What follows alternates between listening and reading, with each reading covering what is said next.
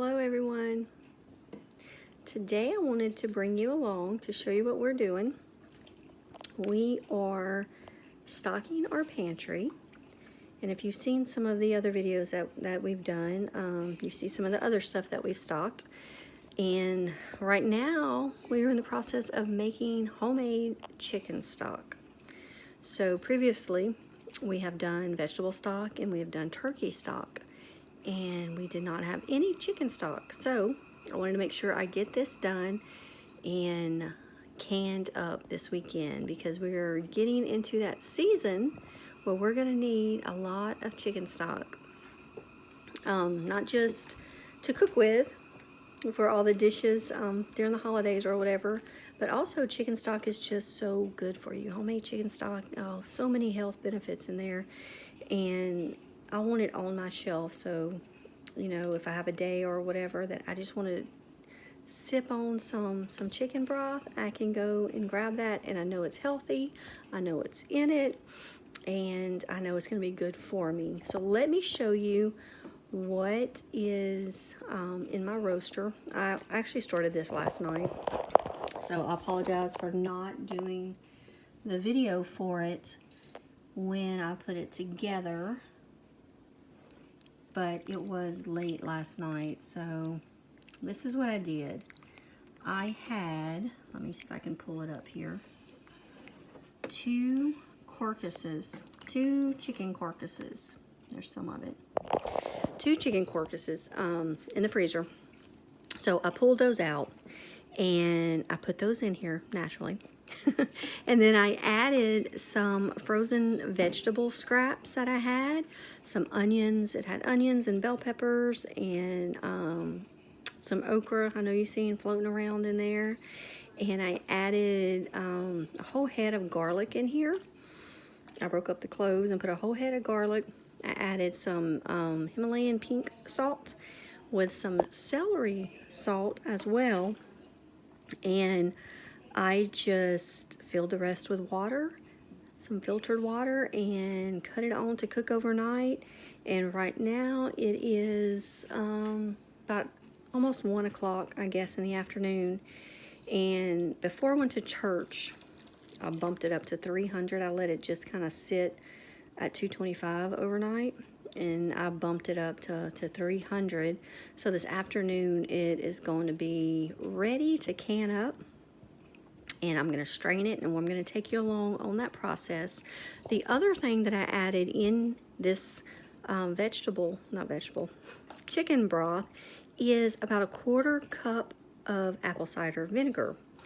And the reason why I did that was the apple cider vinegar, as it cooks in the broth, it helps to really break down all of the nutrients and everything in that chicken and in the vegetables and bring it out into the broth. It's kind of like an activator.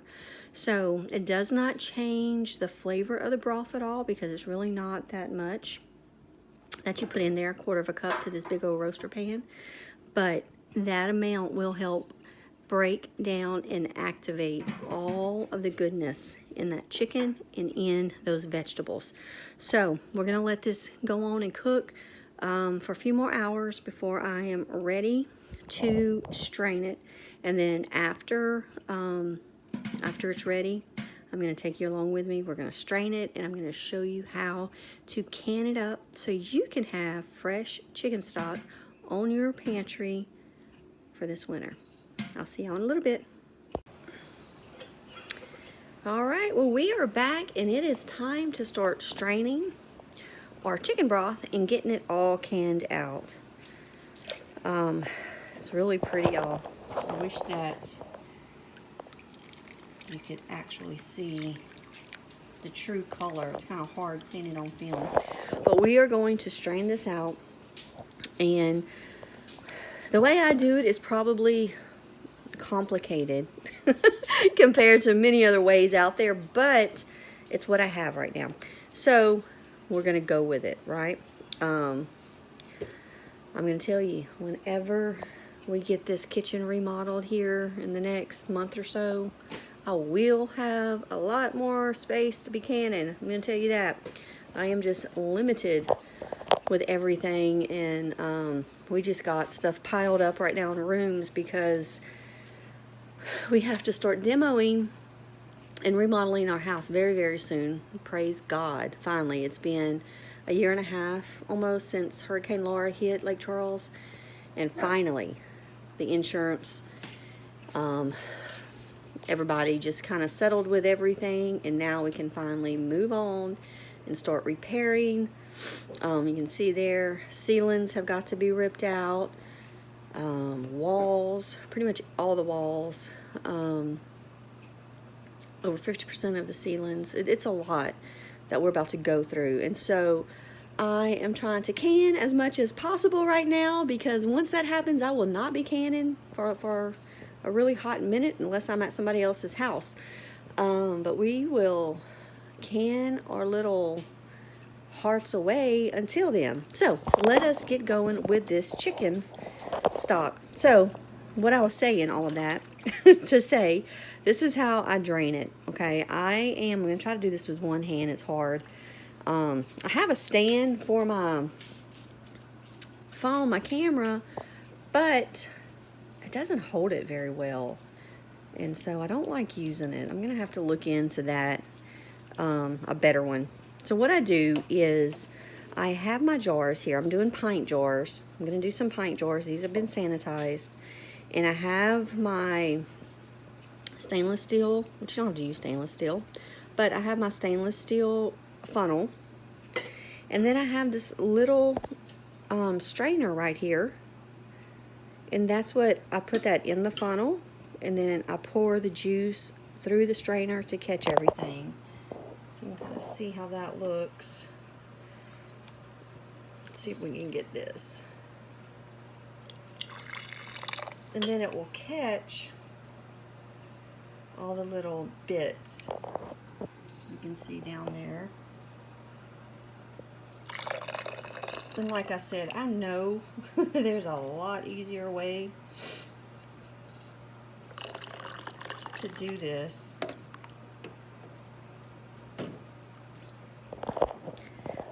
I just haven't got there yet. This is how I do it. And y'all, I have been struggling for the past 2 days. I'm not gonna, with major sinuses. So my eyes look like they weigh 50 pounds. My Lord, they probably do, with all the pressure that's in them right now. Okay, so I kind of overfilled this one as I was talking to you, which happens. Even when I'm not talking, I overfill it. So all you do is you get a little spoon and you just kind of seep it out. That's all you do. I'm going to show you what it looks like here in just a moment. And I'm going to try to can everything in one batch, because I have a All-American 921 pressure canner, and broth has to be pressure canned. Okay, so you need a pressure canner to do broth. Doesn't have to be a 921, it's just got to be a pressure canner. All right, so here we go. Ooh, that's a little warm. Yep, that's warm. I need a little bit more out. See, look how pretty. Isn't that pretty? The color. A secret to that, to get that color, y'all, is to leave your skins on the garlic and your onions. It's a little secret right there. Helps you get that pretty golden color. All right, there we go. So, here it is. Look at that. Look how pretty. Isn't that some beautiful chicken stock? Look at that. So I'm going to see how many pints I can get out of my roaster. And my roaster, it's an 18-quart roaster right here. And I know you're thinking, well, you should get 18 quarts, but I have I have more than just water in here, because you have your vegetables and your chicken and whatever. So I'm gonna see how many pints I can actually pint up right here, and I should be able to fit all of them in my cooker. So I'm gonna go ahead. I'm gonna finish filling all of my jars, and then when I get ready to put them in my pressure canner, I'm gonna bring you back with me, okay? So I'll see y'all in just a few minutes. All right, so now on to the next step. I have jars filled and drained. Now the next thing you want to do before you put your lids on is you want to get a paper towel, a clean rag or something, and you want to make sure that you clean the rim of your jar clean so you will get a good seal. And since chicken stock is greasy and almost invisible, you absolutely want to make sure that you clean it really well. So what you want to do is you just take it and you go around, and I go also around the rim on the outside and on the top of it really good. And I use vinegar. Vinegar just seems to get everything, especially if you're doing something with sugars or something. Vinegar is really good at that. So that's what I do, and I just wipe the edges of my jars before I put my lid on. Now my lid,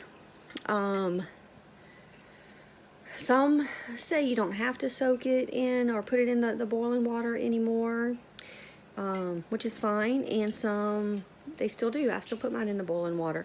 But what you do want to make sure is when you take them out, or even before you put them in, that your lids are in good condition, that they're not dent, because they can come from the factory already dent. So, and I've had a couple of those, and those have been the only jars that I've had that has not sealed.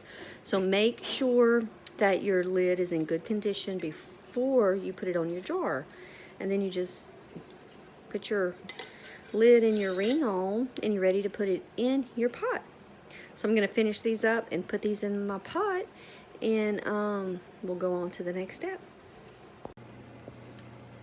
Alright, so I have my double layer jars in there, and I put 12 in there, and I still have some stock left, but I think what I'm going to do is can up a jar and just keep it in the ice box because we use it so much. I'm just going to do maybe a big quart jar or half gallon, whatever I can fit, and just keep it in the ice box so we'll have it to cook with during the week, because stock can be used for so many things other than just chicken soup or bacon chicken or whatever. You can use it in place of water for anything. If you're making rice, if you're doing quinoa, mashed potatoes, you can add the chicken broth in that.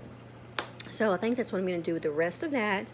But there is the pressure canner, and so what's going to need to happen is, if you see this little thing right here, it's kind of spitting a little bit right now, and this will start venting, and you can kind of feel the pressure, and as it vents, you want it to get to a steady roll of smoke, little vent coming out, for 10 minutes. After that, then I will put on my weight that goes with it, and with our altitude here in Louisiana, we do 10 pounds. So I will put it on the little 10-pound mark right there, if you can see it. And then it will come up to pressure, and it will pressure up to 10 pounds. I want to say, I'll have to double check that, but I do think it's 10 pounds of pressure. And for the pint jars, it's 20 minutes. So always go back and check your either Ball's canning book or go to the national canning site, and it will tell you exactly what you need to do. Never trust anyone 100%, you know, because we could be wrong. So always go back and double check that for safety reasons. And so once this vents, you can see, I don't know if you can see maybe some of the smoke coming out, but that's got to go for 10 minutes, and then we'll bring it up to pressure and let it go for 20 minutes, and then they're done. It's done. You let them set overnight. But once it's finished, I'm gonna open it up and we're gonna look at it together. So be back in a few minutes. All right, so the chicken stock is finished. It pressure cans for 20 minutes because they are pints. And once the timer goes off, what you do is you cut the heat off, and then you let the pressure come all the way down to 0. before you remove the weight. So the pressure comes down, and then you take your weight off and you let all of the steam vent to where you have no more steam blowing. And then after that, you can unlatch your cooker, and then you can remove the lid. Now you need to remember that when you remove the lid, you always pick it up and you put it outward. You never turn the lid towards you because of the steam and the heat coming off of this. It is very dangerous. So you remove your lid, and wow, I wish you're fixing to see this golden beauty in here. My goodness. What you want to do is when you take them out, look at that. Look at that beautiful color. So when you take them out, you want to put them on some type of towel. You do not want to put it directly on the counter because the temperature difference could cause them to explode. So you don't want that. So you just take them out, you let them set for a complete 24 hours, you don't touch them. And you should hear them dinging or popping sometimes as soon as you take them out. Oop, you heard that? You hear, I love that sound. So you'll hear that just throughout, you know, the course that they're sitting there, and you don't touch them for 24 hours. And then when you get ready to put them up, you just push the top, and if you don't have any buttons that are haven't been popped down, then you're good to go. You take the rings off, you wash the jar just to get any seepage out of it, just to be safe, and then you store them, and that's it. So now we have 12 pints of chicken stock that we can add to our pantry. So praise God for that, right? That is the first time that I've done chicken stock, y'all, and you got to come along with me. Oh, let me show you this. This was the remaining chicken stock that was in the roaster, and I just put it in a larger jar, and I'm going to put this in the refrigerator to use for just to cook with throughout the day. So y'all have a blessed night. If you enjoy these videos, stocking your pantry, homesteading in the city, we're going to be building some stuff here pretty soon. Go ahead and subscribe to this channel. Like, subscribe, share it out, y'all. Share it out. Let's get this out. Let's start teaching people how they can be self-sustainable, even though they're living in the city and they don't live on a farm. Y'all have a blessed night. Bye.